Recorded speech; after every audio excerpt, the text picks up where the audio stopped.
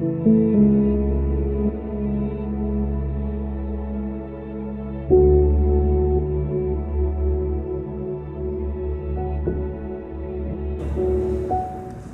paz do Senhor, meu irmão, a paz do Senhor, minha irmã.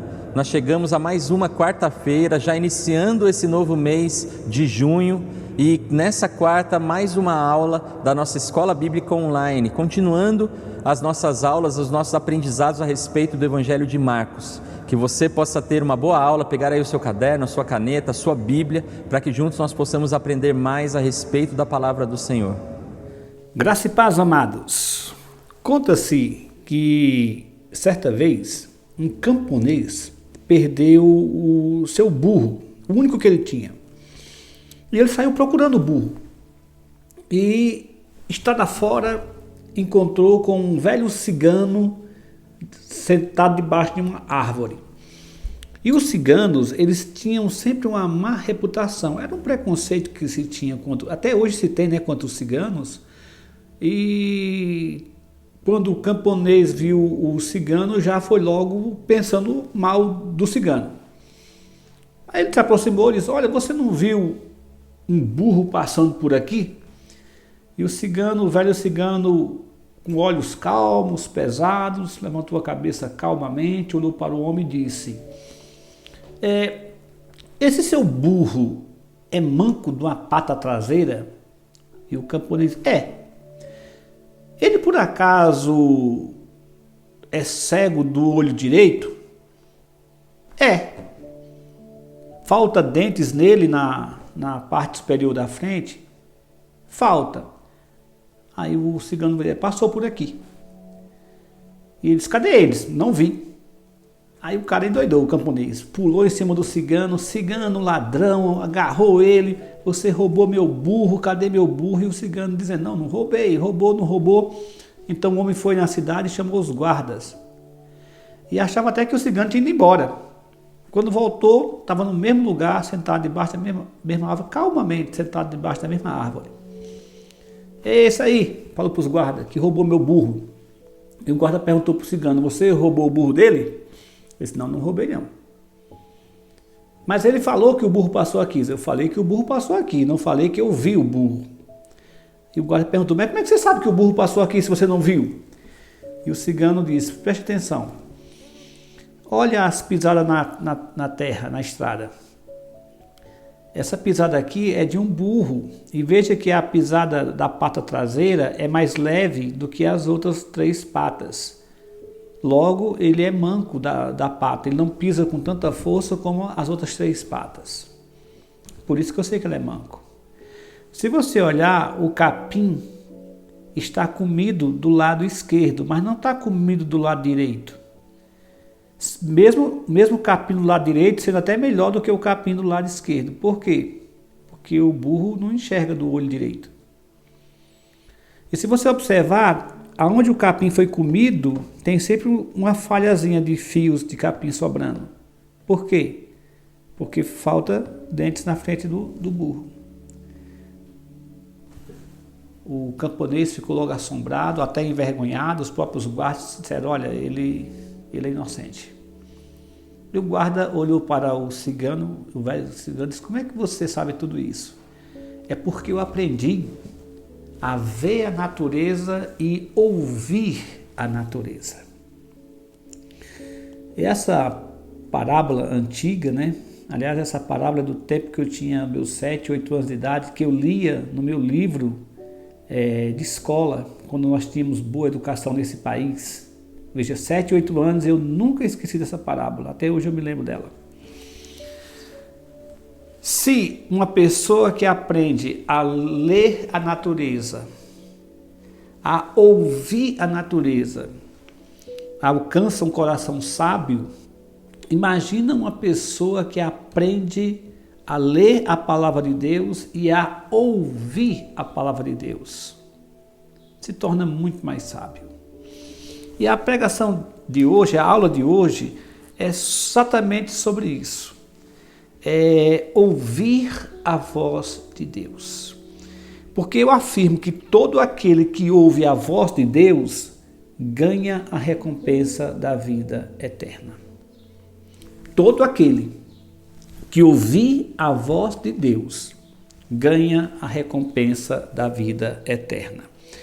E você poderia me perguntar, pastor, o que é que a voz de Deus nos ensina? Eu queria na aula de hoje mostrar 3 verdades que a voz de Deus nos ensina. Abra suas Bíblias para Evangelho segundo Marcos, capítulo 2, versos 13 e 14 apenas. Marcos 2, versículos 13 e 14. Diz assim a palavra de Deus. De novo, saiu Jesus para junto do mar, e toda a multidão vinha a seu encontro, e ele os ensinava. Quando ia passando, viu a Levi, filho de Alfeu, sentado na coletoria, e disse-lhe, segue-me. Ele se levantou e o seguiu. Muito bem. Deus abençoe aqui a leitura da sua palavra.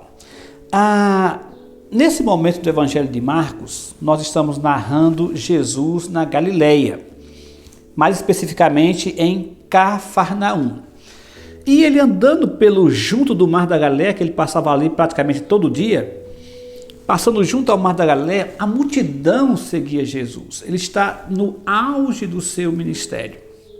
Eu digo auge do ministério porque foi nessa época e nesse momento da Galileia em que ele fez os mais estupendos milagres, onde o seu nome foi propalado nos quatro cantos do mundo. O grande profeta Jesus, que mais do que um profeta, é o Messias, que se coloca como Messias, que havia de vir, caminha sobre a terra. E ao passar por lá, diz o texto que ele viu Levi, filho de Alfeu, sentado na coletoria, e disse, segue-me. É a única frase de Jesus, a única voz de Jesus no texto é esta, segue-me. Um chamado, um convite, mas também um chamado, segue-me. E aqui está a primeira lição que nós podemos tirar acerca da voz de Deus, da voz de Cristo. O que é que a voz de Deus nos ensina? E a primeira verdade é que a voz de Deus está chamando todos os pecadores a irem a Jesus Cristo. Essa é a primeira verdade. A voz de Deus continua chamando todos os pecadores a irem a Jesus Cristo. Veja que o versículo 13 diz que uma multidão seguia Jesus, vinha ao seu encontro e ele os ensinava. Mas ao ir passando, ele viu Levi sentado na coletoria, porque era um publicano, era um coletor. Dirige a palavra a ele. Há um contraste tremendo entre a multidão que seguia Jesus e Jesus seguindo aquele homem chamado Levi. E Jesus olha para ele e o chama e o convoca, segue-me. Nós sabemos que Levi aqui nada mais, nada menos do que Mateus. Mateus que escreveu o Evangelho segundo Mateus. Mas como é que você sabe que esse Levi aqui é Mateus? Bom, eu sei porque se você for em Mateus 9:9, por exemplo, nessa mesma passagem aqui, lá é narrado da seguinte maneira: partindo Jesus dali, viu um homem chamado Mateus, sentado na coletoria, e disse-lhe, segue-me. Ele se levantou e o seguiu. Portanto, Levi aqui é o evangelista Mateus, que escreveu o Evangelho segundo Mateus. Nesse momento, conhecido como Levi, que é o nome dele hebraico, ele era um publicano. Agora você me pergunta, o que era um publicano? Publicano eram aquelas pessoas que eram coletoras de impostos. Veja que pagar imposto nunca foi muito do agrado das pessoas, né? Brasileiro nem se fala, né? Só que havia um problema. Ele era judeu e cobrava impostos do povo judeu, arrecadava imposto do povo judeu para o Império Romano. O império que tinha invadido a Judéia, a Palestina, e tinha escravizado eles. Então, um publicano era uma pessoa odiada pela maioria dos judeus, porque era visto como um traidor, era visto como uma pessoa que não amava Deus, que não amava seu povo, que não amava a sua terra. Era visto como uma pessoa, era um proscrito dentro da comunidade judaica. Eles odiavam os publicanos, ele era odiado. Havia, inclusive, pregações e orientações da classe religiosa para não se aproximar deles. Quando a pessoa ia pagar um imposto para um publicano, eles saíam se lavando. Como hoje a gente passa álcool nas mãos por causa do coronavírus, os judeus, que não tinha outra maneira, tinha que pagar o imposto, saía se lavando porque chegou perto ou teve que dar o dinheiro para um publicano, como se fosse um vírus mortal, como o coronavírus.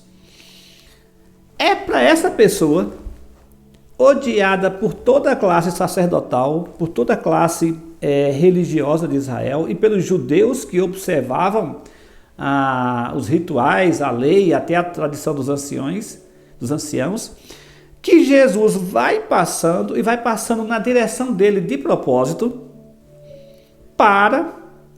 olha para ele e o convida. O convida para ser seu discípulo, seu seguidor, seu filho de Deus. Aqui está a primeira verdade que eu estou falando.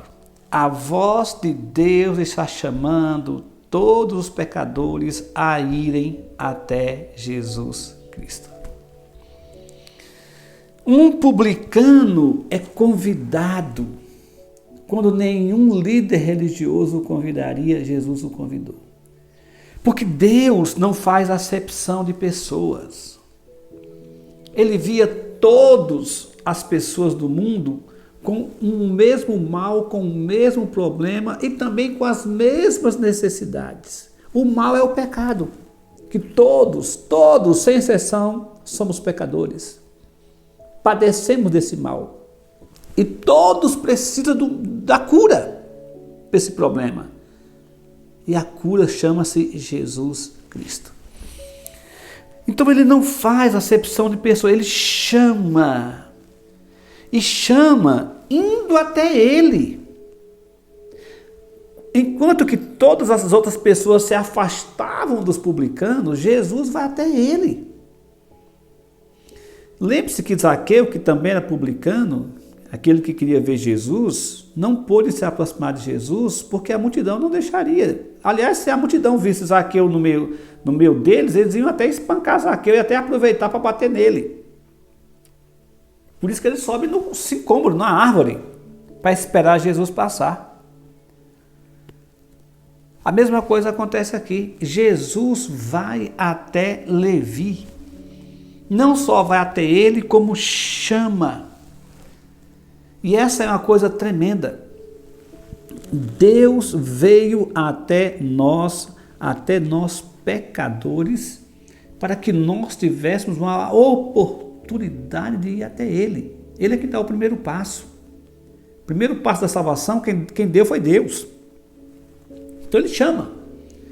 E quando chama, Ele chama com graça e chama com misericórdia. Ele sabia que Mateus precisava de uma solução para o seu problema de pecado. A solução só ele teria, só Cristo tem. Então ele vai até ele e o convoca. A voz de Deus está chamando todos os pecadores a irem a Jesus Cristo. Se aquele velho cigano da parábola aprendeu a ouvir a voz da natureza, como não seria esse mundo se as pessoas desse mundo aprendessem a ouvir a voz de Deus? Então ele chama com graça e com misericórdia, vai até ele e chama. Essa é a primeira lição. A voz de Deus está chamando todos os pecadores a irem a Jesus Cristo. Ele foi até o publicano Levi, ele foi até aquele homem que era mal visto por todos, e o convocou apenas uma palavra: segue-me, venha me seguir, venha me conhecer, venha ouvir a minha voz, venha ouvir o que eu tenho a ensinar. Veja que ele está ensinando, e ele os ensinava, versículo 13: venha aprender de mim, que sou manso e suave. Venha ouvir a minha voz. Esse foi o primeiro convite. A segunda verdade é que a voz de Deus quebra todas as barreiras que aprisionam o coração humano. A primeira verdade é que a voz de Deus está chamando todos os pecadores a ir até Jesus Cristo, porque Deus não faz acepção de pessoas. Mas a segunda verdade é que a voz de Deus quebra todas as barreiras que aprisionam o coração humano. Veja o texto que diz que Levi estava sentado na coletoria. E essa expressão, sentado na coletoria, tem muito a nos ensinar. Literalmente, nós podemos dizer que Levi estava sentado nos valores deste mundo, naquilo que as pessoas do mundo mais amam: dinheiro, riqueza. Ele estava sentado. E é um contraste muito grande, né? Levi sentado, agarrado ali às riquezas e aos valores deste mundo. Jesus de pé, andando livremente, passando livremente, fazendo esse contraste entre o homem Jesus, agarrado aos valores de Deus e do céu, e o homem Levi, agarrado aos valores da terra e deste mundo. O homem Jesus, livre, sem preocupações, fazendo a vontade de Deus, ensinando o reino de Deus. Levi sentado na coletoria, preocupado com as questões desse mundo, com os valores desse mundo, com a prestação de conta aos seus senhores do mundo, humanos, os imperadores e reis humanos. Enquanto Jesus, sem preocupação, livre, preocupado em prestar contas ao único Deus, ao único rei, ao imperador do universo, seu Pai. Então é um forte contraste entre Jesus passando e Mateus sentado na coletoria. Como eu disse, literalmente está sentado em cima de um dos maiores ídolos do mundo, que é o ouro e a prata. Mateus sentado nessa coletoria é tipicamente a figura do homem agarrado aos valores humanos. Pouquíssima gente mantém sua integridade diante de ouro e prata, diante do dinheiro. Pouquíssima gente. Se você quer saber o tanto que você é íntegro, mexa com o seu bolso, que você vai mostrar a sua verdadeira integridade, os verdadeiros valores, o verdadeiro Deus que você serve. Mamon, como é descrito na Bíblia, o Deus da riqueza, o Deus do ouro, o Deus da prata, é um ídolo terrível dos nossos corações.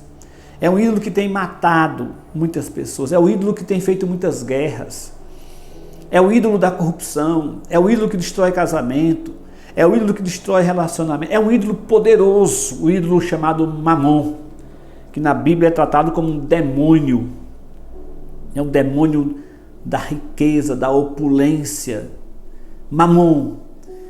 Porque Mamon compra praticamente tudo neste mundo. Mamon compra conforto, Mamon compra glórias desse mundo, Mamon compra, entre aspas, saúde, bem colocado entre aspas aí, né? Porque compra bons hospitais, compra bons médicos, bom tratamento. Mamon compra até, entre aspas, amor. Podemos dizer que compra sexo. Podemos dizer que compra divertimento, entre aspas, tudo entre aspas, alegria. Mamon compra servos, seguidores, bajuladores. Mamon compra tudo. Levi está sentado na coletoria, literalmente sentado sobre o ouro e a prata. Acostumado ao ídolo Mamon. Mas, de repente, Cristo vai na sua direção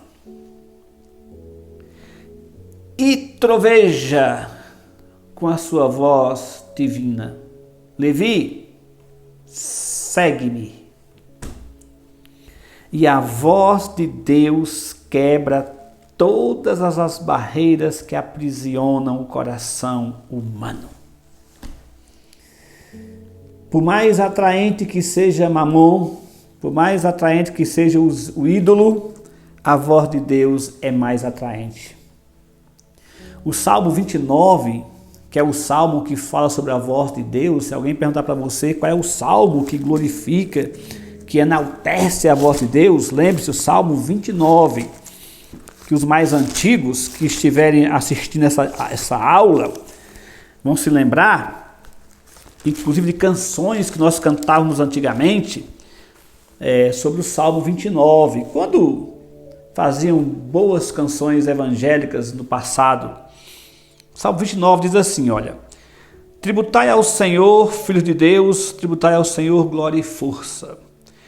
Tributai ao Senhor a glória devida ao seu nome, adorai o Senhor na beleza da sua santidade. Tem muitas músicas evangélicas baseadas nesses dois versículos, inclusive músicas hebraicas. Versículo 3. Ouve-se a voz do Senhor sobre as águas. Troveja o Deus da glória, o Senhor está sobre as muitas águas. A voz do Senhor é poderosa, a voz do Senhor é cheia de majestade. A voz do Senhor quebra os cedros, sim, o Senhor despedaça os cedros do Líbano. Ele os faz saltar como bezerro, o Líbano e o Sirion como bois selvagens. A voz do Senhor despede chamas de fogo. A voz do Senhor faz tremer o deserto. O Senhor faz tremer o deserto de Cádiz.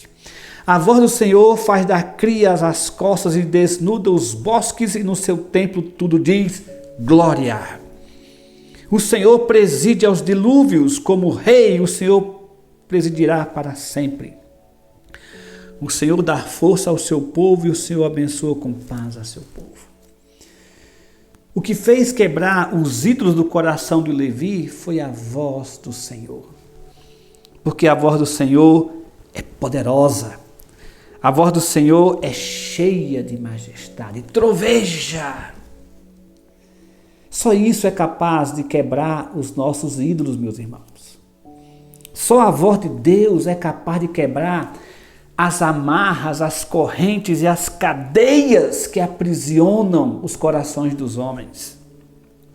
Só a voz de Deus tem a força para quebrar todas as barreiras que aprisionam os corações dos homens a este mundo e aos valores deste mundo.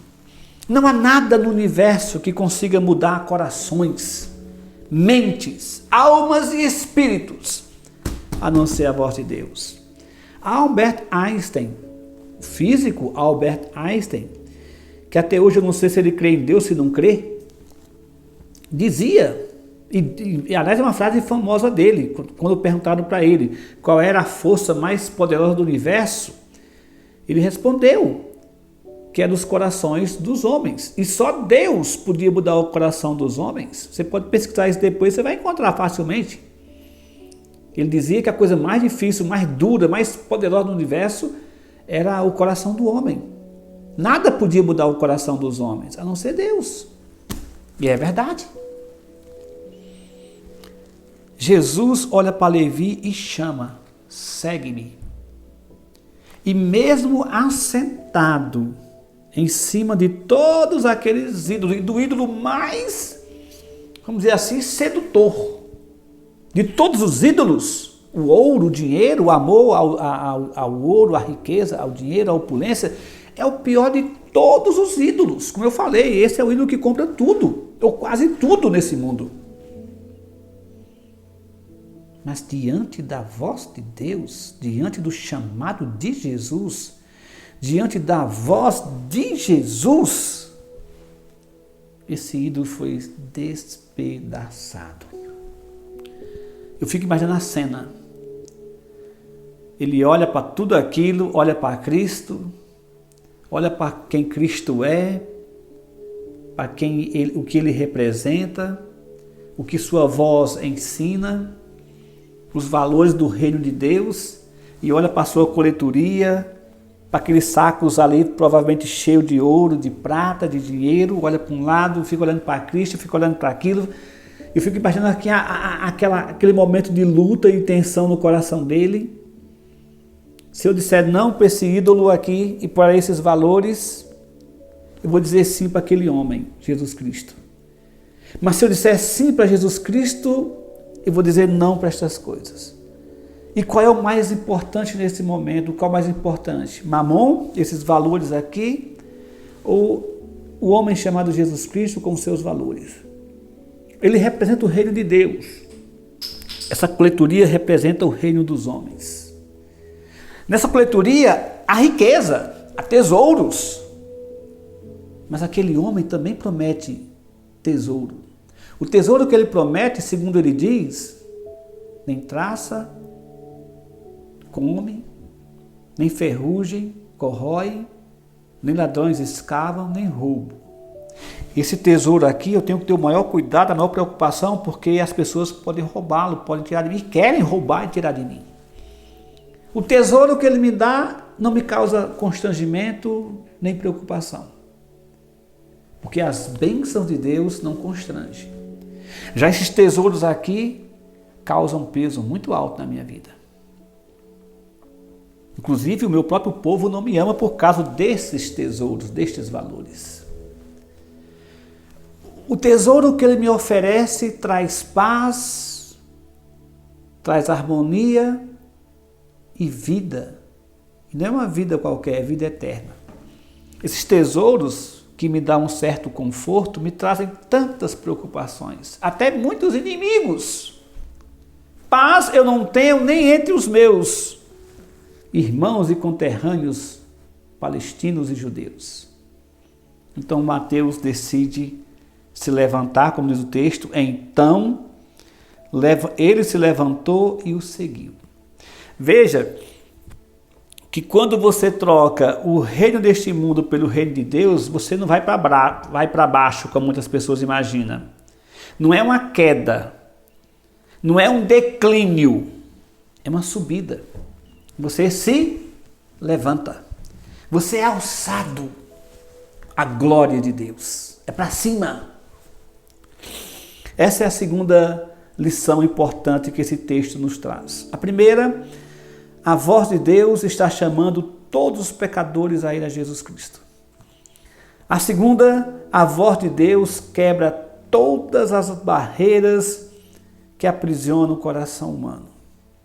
Os ídolos que oferecem um conforto humano caem por terra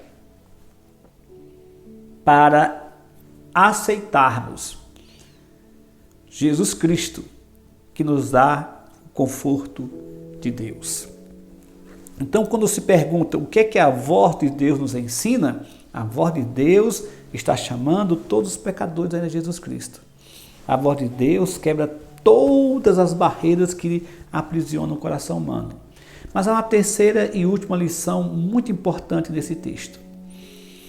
A voz de Deus nos faz enxergar o verdadeiro rei e o verdadeiro reino. A voz de Deus nos faz enxergar o verdadeiro rei e o verdadeiro Deus. Então Levi se levanta e passa a seguir Jesus. Ele passa a ouvir os seus ensinos, até, creio eu, que ele já estava ouvindo. De tanto Jesus passar pela Galileia, de tanto pregar em público, Levi, que também era judeu, que também esperava o Messias, já devia ter ouvido muito de Jesus. Já devia ter visto até os milagres de Jesus. Então, quando Jesus o chama, ele então levanta e decide seguir a Jesus. É como se ele estivesse dizendo: eu vou agora seguir o verdadeiro rei. Até esse momento ele servia César, o Império Romano, o rei Herodes. Mas a partir do momento em que Jesus o chamou, que quebrou os ídolos do seu coração, as barreiras que aprisionavam o coração dele, ele passou a servir agora um novo rei. Ele viu Jesus como o rei prometido no Antigo Testamento. Ele passou a ver Jesus como aquele rei que Moisés falou, que os salmos falavam. Eis aí teu rei, humilde. Então ele passou a olhar para Jesus, como ele passou a enxergar os verdadeiros valores, a enxergar Cristo como realmente ele é. Ele é um rei que tem um reino. Então ele troca César por Cristo. É um testemunho poderoso de uma renúncia de um reino condenado para passar a ser servo de um reino eterno. Ele olhou para tudo aquilo e disse: olha, esse mundo vai passar. Os reinos da terra vão passar. Roma vai passar. Mas esse reino aí não passará. Que, aliás, era o que Cristo mais pregou. Que ele veio para implantar o reino de Deus. Um reino que não passará. Lembra-se que eu preguei algumas aulas aqui para trás? Que a pregação de Jesus é: arrependei-vos e credes no Evangelho, porque está próximo o reino de Deus. Então, Mateus, Levi, decidiu a ser agora um habitante do reino de Cristo. Eu repito, é um testemunho poderoso de uma renúncia. Ele renunciou um reino condenado, este mundo, pelo reino eterno, o reino de Cristo. Ele se levantar da coletoria e seguir a Jesus é um rompimento total com este mundo e os valores deste mundo. É como se Levi estivesse dizendo assim: eu não quero o conforto desse mundo, eu não quero as riquezas desse mundo, eu não quero os bajuladores desse mundo, não. Eu prefiro seguir a Jesus Cristo. Eu quero ser participante deste reino que Ele está oferecendo. Eu quero ser súdito deste rei que me convida, que me diz: segue-me. Eu fico imaginando esta cena, meus irmãos. Sinceramente, eu fico imaginando essa cena. Jesus passando com aquela multidão, vai na direção de Levi, coisa que nenhum rabi, nenhum mestre faria, olha para Levi, com a multidão toda assistindo, inclusive escribas e fariseus que seguiam ele, convida, chama, e a voz de Deus chamando, chama Levi e chama todos os pecadores. A voz de Deus que é poderosa para quebrar e derrubar por terra todos os ídolos e todas as barreiras que aprisionam os corações dos homens. Eu fico imaginando Levi olhando para Cristo, Cristo olhando para Levi, e os olhos de Cristo não paravam apenas nas retinas de Levi, muito pelo contrário, o seu olhar penetrava seu coração, sua alma, seu espírito. Ele sentia o olhar de Deus dentro dele, olhando sua alma, olhando seu coração. E naquele momento de decisão, as pessoas assistindo, Levi sentado, como eu falei há pouco, né, sobre as riquezas desse mundo, sobre o conforto e os benefícios que esse mundo poderia dar. E ao olhar para Cristo, olhar para aquilo, ele enxerga em Cristo o verdadeiro rei que ele devia seguir e obedecer, e o verdadeiro reino que ele deveria habitar e trabalhar. Então ele toma uma decisão, se levanta e segue a Jesus. É como se ele estivesse dizendo assim: olha, adeus para esse mundo ilusório, passageiro, mau. Eu não quero mais, mas eu quero aquele reino lá. Eu quero aquele mundo que Cristo está me oferecendo. Essa cena, meus irmãos, é assim, é espetacular. São 2 versículos apenas, mas que narram um dos momentos espetaculares da passagem do Filho de Deus pela terra.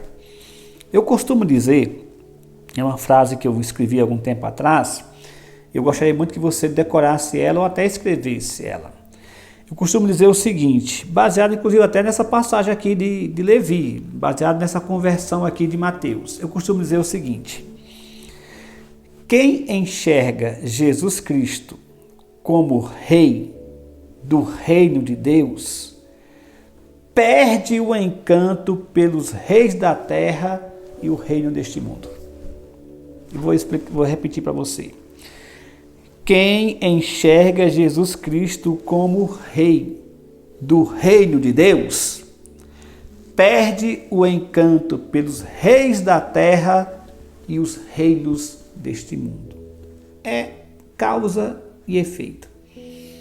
Na hora que uma pessoa olha para Jesus Cristo, enxerga ele como rei que de fato ele é, rei dos reis, enxerga o reino que ele já implantou e que ficará consolidado na sua volta, na ressurreição do último dia.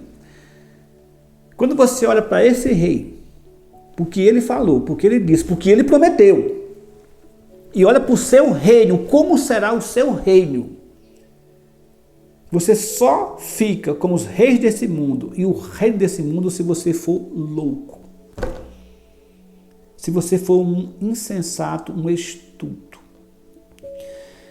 Enquanto estivermos agarrados neste reino, o reino desse mundo, com os valores deste mundo, deixa eu falar uma coisa para você. Mesmo que você seja um Levi, sentado na coletoria, sentado sobre ouro e prata, riqueza e dinheiro, você pode estar sentado sobre Mamon, o grande ídolo e o mais sedutor ídolo deste mundo. Que você ainda vai ter nesse mundo dor, tristeza, decepções, impaciência, ódio, guerras, doenças, sofrimentos, morte. Mesmo você sentado na coletoria, mesmo você sentado sobre todo o ouro e toda a prata, mesmo que Mamon seja o seu amigo íntimo, você ainda vai ter todas as dores e preocupações, inclusive a preocupação de manter o ouro e a prata. Mas, se você olhar para o reino de Deus, que Cristo nos trouxe e nos prometeu e já está implantado, você vai encontrar o que Mamon não pode comprar. Por exemplo, no reino de Cristo é um reino de paz. Paz que não passará. A paz de Deus que excede todo entendimento. No reino de Deus não haverá tristezas, não haverá luto, não haverá lágrimas, não haverá dor, não haverá morte, porque estas coisas passaram. Eis que tudo se fez novo. Levi olhou para aquilo, analisou e disse: não, eu quero este rei e eu quero ser um habitante deste reino. Só mesmo a voz do Senhor para algo tão tremendo, tão profundo. Um homem sentado na coletoria, sentado sobre o ouro e a prata, com tudo o que a riqueza poderia lhe oferecer de bom e de melhor, naquele tempo e até hoje, e sempre será assim, com tudo o que Mamon poderia lhe dar de prazer deste mundo, e a voz de Deus, poderosa, majestosa, ao chamar ele, quebra por terra todos estes ídolos e faz com que ele se levante, abandone, rompa com este mundo e passe a participar do reino de Deus. Eu vou te dizer uma coisa.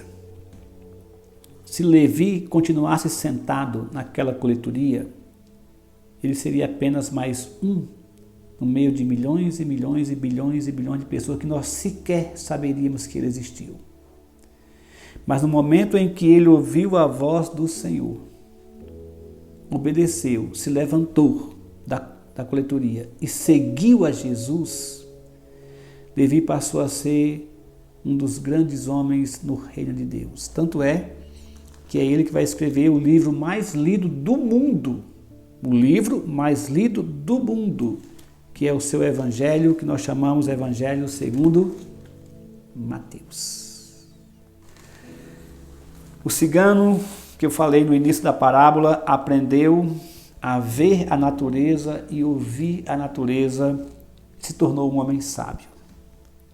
Imagina aquele que ouve a voz de Deus e aprende a ver Deus como realmente Ele é. A recompensa é muito maior. Todo aquele que ouve a voz de Deus ganha a recompensa da vida eterna. Hoje eu trouxe para vocês 3 verdades que a voz de Deus nos ensina. Quais são elas? Primeiro, a voz de Deus está chamando todos os pecadores a irem a Jesus Cristo. Todos. Mesmo um publicano, rejeitado por todo mundo, como Levi, não é rejeitado por Jesus Cristo. Não há pecador que Deus feche os olhos para ele. Não.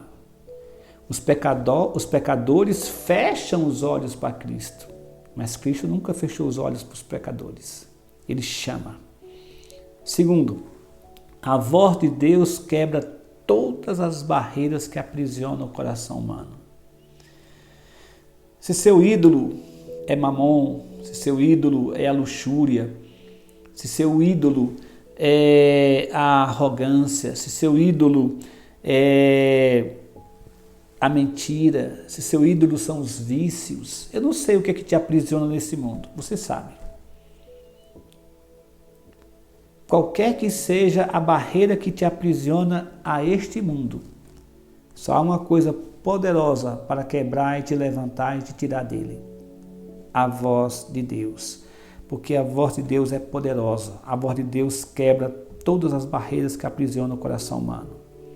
E terceiro e último, a voz de Deus nos faz enxergar o verdadeiro rei e o verdadeiro reino. Levi se levantou e seguiu a Jesus. Um testemunho poderoso de uma renúncia total deste reino condenado, este mundo, para o reino eterno.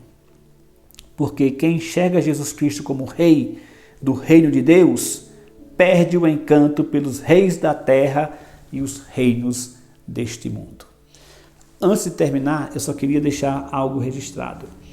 Eu queria agradecer a Deus por todos os anos de vida que Ele deu ao presbítero Robson. O presbítero Robson, que foi um homem de Deus, um irmão querido, um amigo precioso, cuja marca e características seriam tantas que eu gastaria um bom tempo para descrevê-lo, mas vou descrever apenas 3. Sua alegria, era uma pessoa alegre, sua bondade em se preocupar com pessoas, em ganhar pessoas para Cristo, e a sua capacidade. Era um homem capaz, um homem inteligente, um homem que gostava de estudar, de aprender. Eu não poderia terminar essa pregação sem esse registro. Todos nós estamos muito tristes com a perda do presbítero Robson, e é natural, somos humanos. Imagino a dor da sua família. Nós aqui nos solidarizamos com ela. Mas à medida que todos nós estamos tristes com a perda do presbítero Robson, os céus estão alegres, porque um príncipe subiu para a casa do Pai, um grande homem. Como eu disse numa publicação que eu fiz, eu não vou dizer adeus, nós dizemos até logo, porque nós iremos nos reencontrar na ressurreição de Jesus Cristo, no dia do grande Rei e do seu maravilhoso reino. Que Deus nos abençoe. Amém, louvado seja Deus por mais essa aula, pela vida do pastor Helder, que tem nos ensinado semana após semana a respeito da preciosa palavra do Senhor, das palavras escritas por Marcos, e que eu e você possamos, como nós temos dito em todas as semanas, colocar em prática aquilo que nós temos aprendido, não ficar só aqui na teoria no canal do YouTube, e que nós possamos continuar sendo igreja nesses dias, nos preparando para o nosso retorno presencial, mas nessa semana ainda com as nossas celebrações online, amanhã aqui no YouTube, na sexta-feira no nosso Instagram e no domingo, se o Senhor permitir, em mais uma celebração online. Que Deus te abençoe e tenha uma ótima noite de quarta-feira.